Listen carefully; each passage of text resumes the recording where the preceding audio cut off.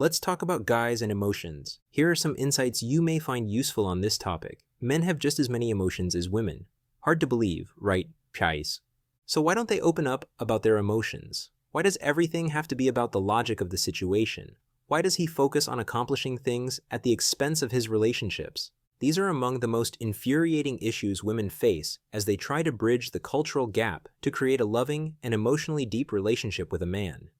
There are several factors that cause men to be less emotionally expressive. Surprisingly, one of the most important factors is simply a lack of practice. For some men, there is actually a deficit in the vocabulary needed for expressing complicated emotions, like mixed feelings about a relationship. At the extreme, this difficulty with communicating about feelings is called alexithymia. That term refers to the lack of appropriate knowledge of the right words to use to express the subtle shades of emotion felt within. It's more common for a man to have a mild version of this problem. It's more likely he will feel something and not be exactly sure what it is he's feeling, rather than lacking the knowledge of the emotional words themselves. Are you dating a man like this? One of the easiest ways to tell is to pay attention to what he doesn't say. If he is showing interest in you and obviously trying hard to express his true feelings about an issue, only to pull away and become quiet in frustration, he may be pulling away or changing the subject due to exasperation with his inability to identify the right words to express the mixed feelings he has inside. How did this happen?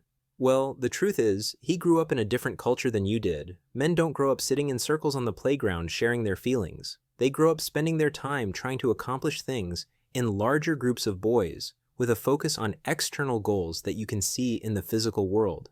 In addition to that, boys are often discouraged from expressing some of their emotions. It's not just fathers either. Mothers often do or say things that subtly send the message to a boy that crying does not suit him well.